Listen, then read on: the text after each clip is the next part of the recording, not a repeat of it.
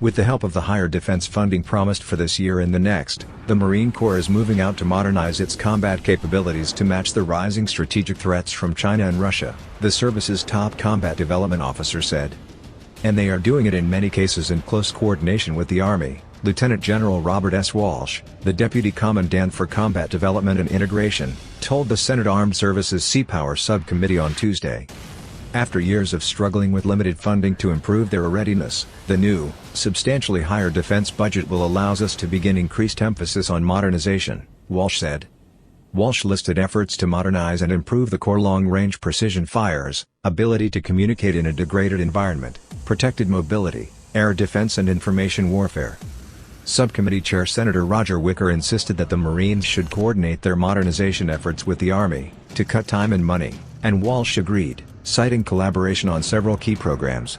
Asked by Hirono how they could deal with the cyber threat from China, Walsh said the Marines have included cyber in their increased emphasis on information warfare, which also includes electronic warfare, communications management and intelligence.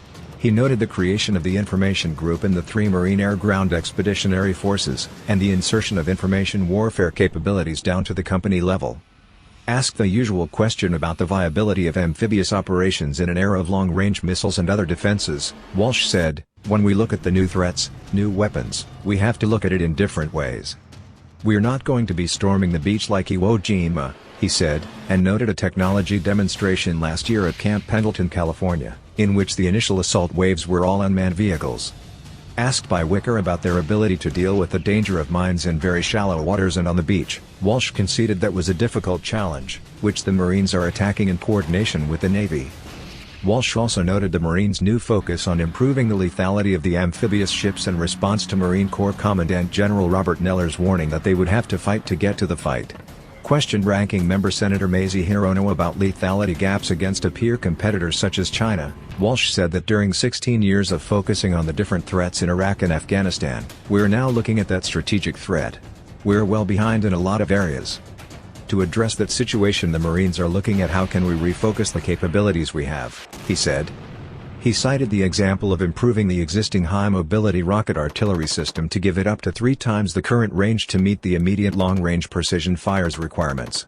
At the same time, they are coordinating with the Army's long-range fires program that seeks to more than double the range of their ATACMS rocket artillery system, he said. Walsh agreed with committee members that the Marines have to regain an organic air defense capability after decades of not having to worry about enemy air attacks. They are developing a short-range air defense system by putting a radar the Army uses on its SHORAD air defense system and Stinger missiles on a Joint Light Tactical Vehicle. But they also are working with the Army on a longer-range system that could defend against missiles.